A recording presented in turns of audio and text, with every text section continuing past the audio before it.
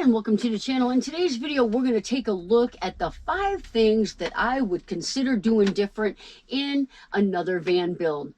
If you're a subscriber, thank you. If you have not yet subscribed to the channel, please consider doing so. Hit that notification bell that way you know when I have new videos up.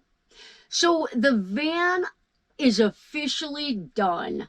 I just spent a month on the road doing a shakedown. When I came back, I had a few more things to do. It was freezing cold here in Missouri, so I knocked those things out in the last several days since we had a break in the weather. So the 5 things that I would consider doing different if I was gonna do another van build. Number 1, and the most important lesson learned, is I would do propane. We had 100% settled on a no propane van. We didn't want propane inside the van, and we were hesitant about mounting it underneath the van because of all the off-road travel and adventures that I plan on taking. Hindsight, the 4-gallon on-demand water heater, it drains the Blue Eddy system horribly. It's not a deal breaker that I need to fix it and change it before I go on the road, but I was very shocked to wake up to find my Blue Eddy was completely dead. So I shall have to plug in the water heater, let the water heat up, takes 15 minutes, take a shower. When I'm done, I'll have to unplug the water heater. When I'm doing dishes, I'm going to have to boil water for that, or hurry up and do them after I take a shower. Not a deal breaker, but in going forward, if I do another van build, because of the heater system, because of the water heater, I would put in propane. Number 2, and this is something that will definitely be changed only because down the road, everyone has to do this. I'm going to change the tires on this van. They performed fine. While I did my shakedown, I drove 4,300 miles. They did fine, but I was off-road a lot. I was on a lot of gravel back roads. I am amazed that I did not blow out a tire on that rough terrain. I want to put an all-terrain tire on this van and even the spare tire in the future. I've got about 15,000 miles on the van so far, and when I get just a little bit more on these tires, instead of just getting rid of them now when they're still good, when these tires need replaced, sooner than later, I'm going to put all-terrain better tires on the van. I will say, though, we had some terrible weather here in Missouri, also hit some terrible weather in Sedona, and I was very, very happy with the performance of the front-wheel drive of the Ram ProMaster. No problems whatsoever, except in the mountain in Sedona, and that was just crazy.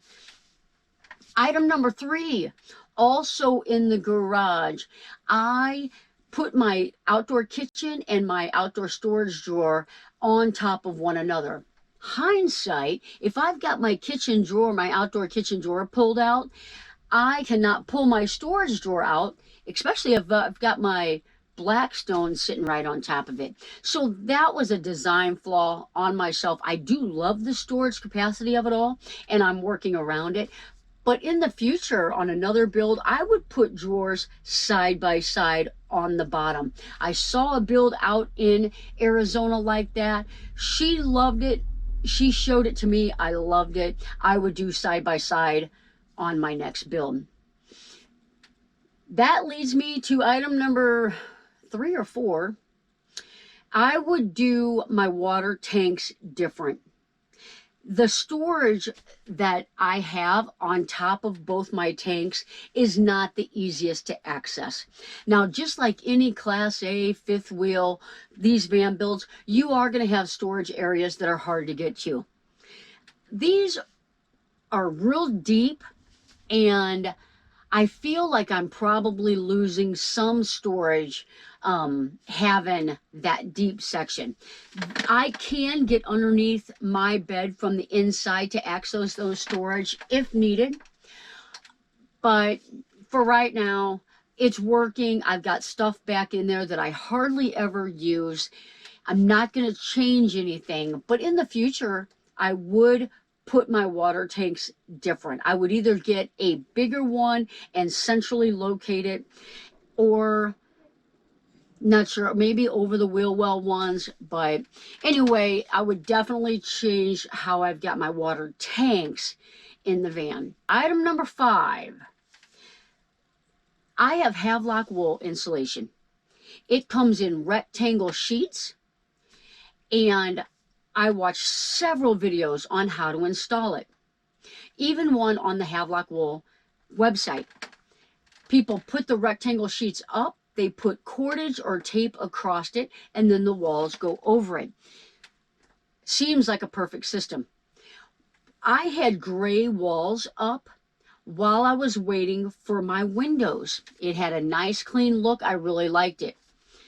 When I took that down to put the shiplap up, I noticed that the Havelock wool had settled.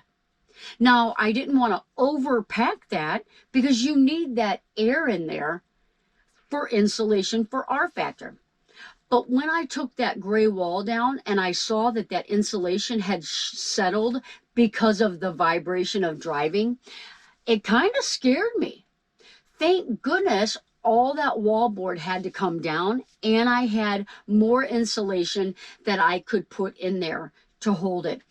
I feel like it's fine now, but when you put your Havelock wool insulation up in there, consider the possibility of it settling.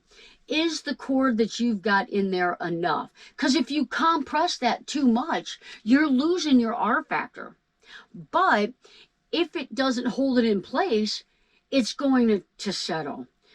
So I'm glad we had the plastic wall coverings up there that were specially made for the ProMaster. They actually were really neat. And it took so long to get the windows. I'm actually super excited that we did pay that costly fee to have those. Had I not known that, this entire upper layer of this van would not be insulated correctly. So those are the 5 things that I would consider doing different, lessons that I learned on another build. This is my 4th build.